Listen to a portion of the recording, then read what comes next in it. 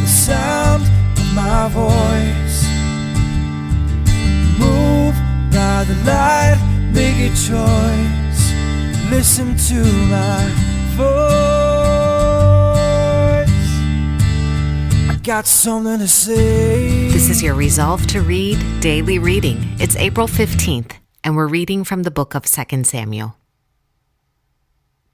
Then Joab went into the house to the king and said, "Today you have humiliated all your men, who have just saved your life and the lives of your sons and daughters and the lives of your wives and concubines. You love those who hate you and hate those who love you. You have made it clear today that the commanders and their men mean nothing to you. I see that you would be pleased if Absalom were alive today and all of us were dead. Now, go out and encourage your men.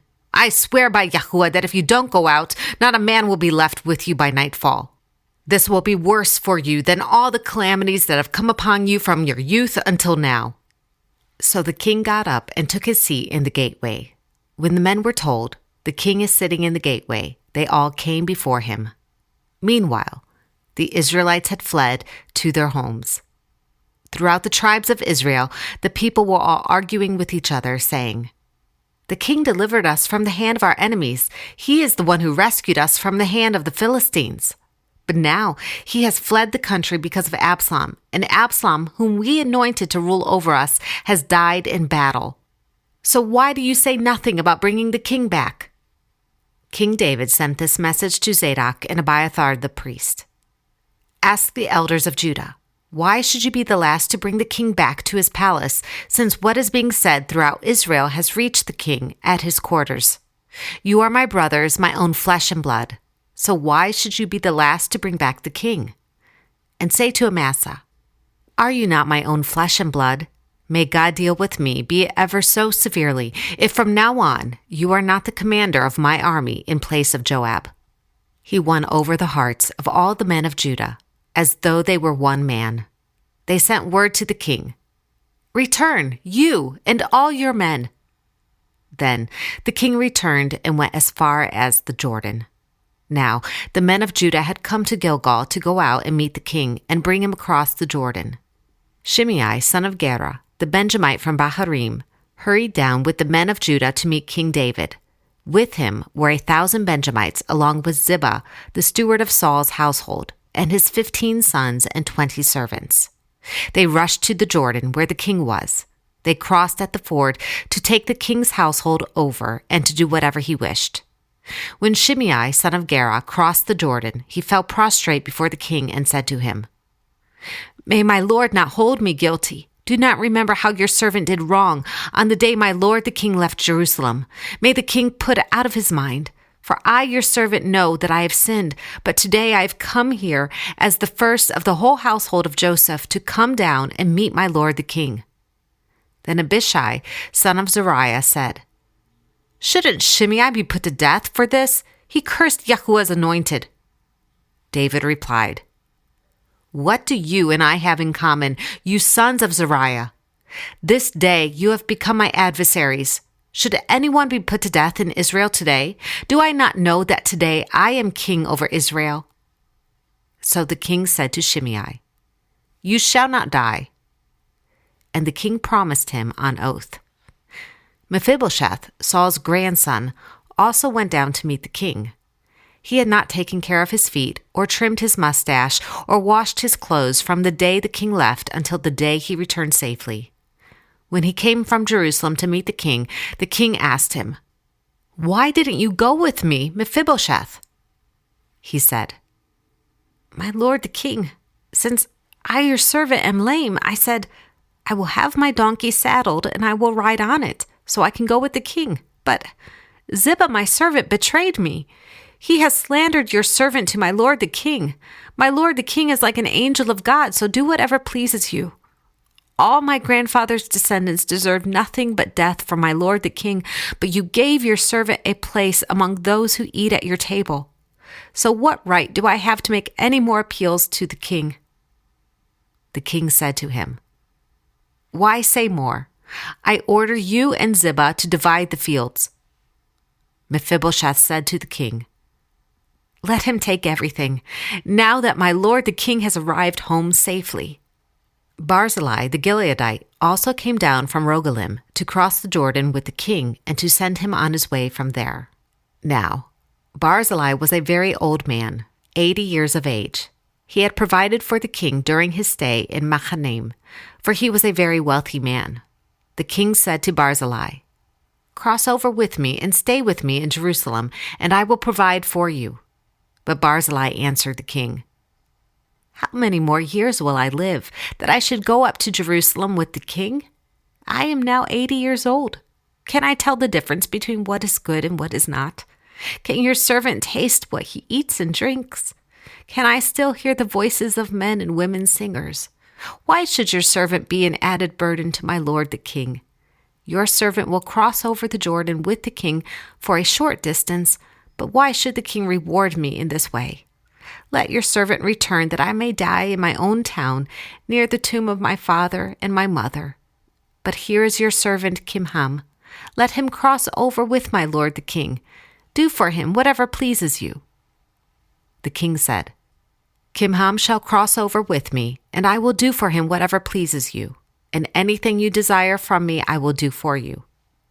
So all the people crossed the Jordan, and then the king crossed over.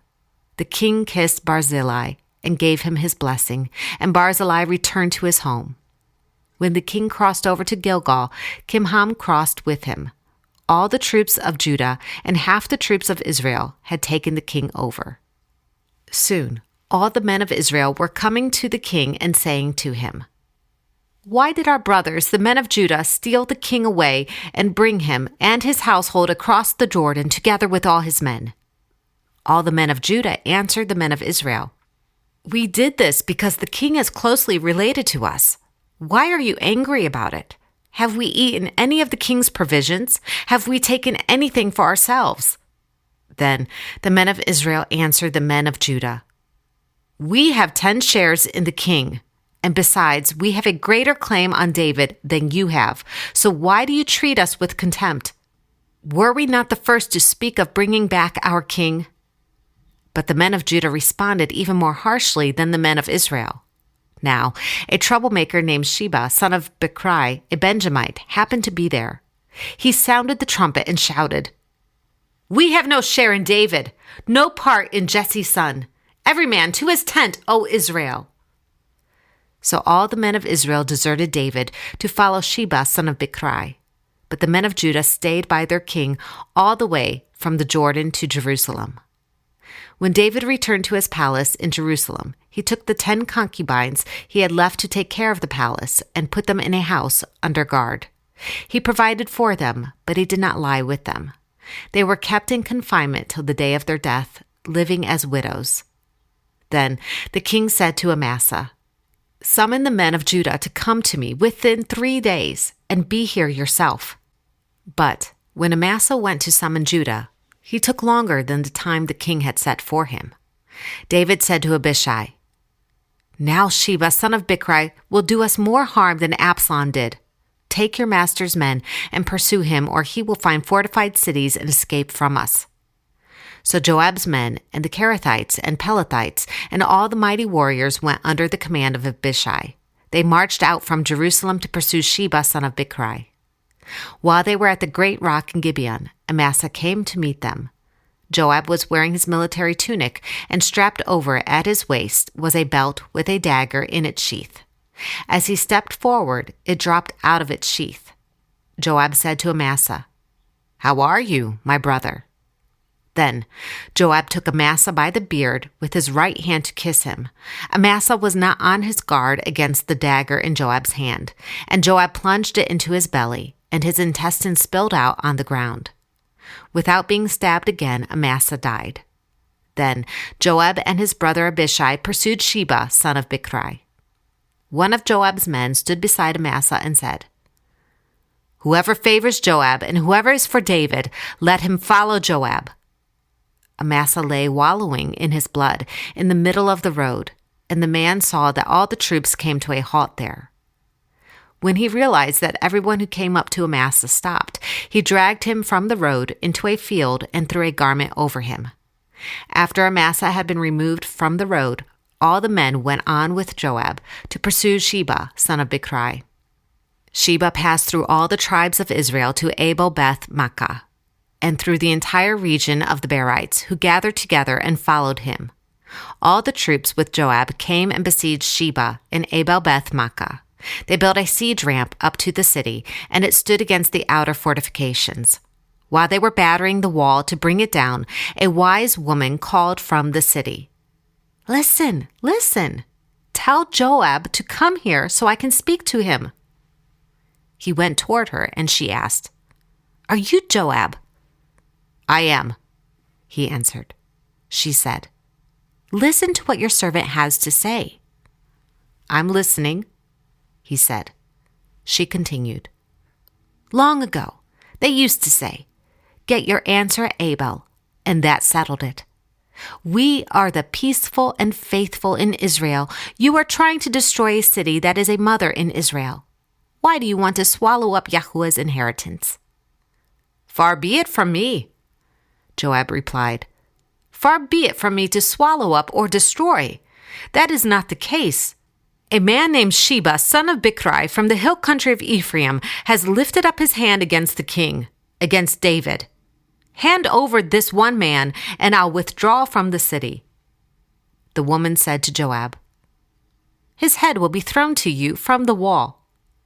Then the woman went to all the people with her wise advice, and they cut off the head of Sheba, son of Bichri, and threw it to Joab. So he sounded the trumpet, and his men dispersed from the city, each returning to his home. And Joab went back to the king in Jerusalem. Joab was over Israel's entire army. Benaniah, son of Jehoiada, was over the Kerethites and Pelethites. Adoniram was in charge of forced labor. Jehoshaphat, son of Ahilud, was recorder. Shiva was secretary. Zadok and Abiathar were priests. And Ira, the Jairite, was David's priest. This is the word of Yahuwah. Thanks be to God.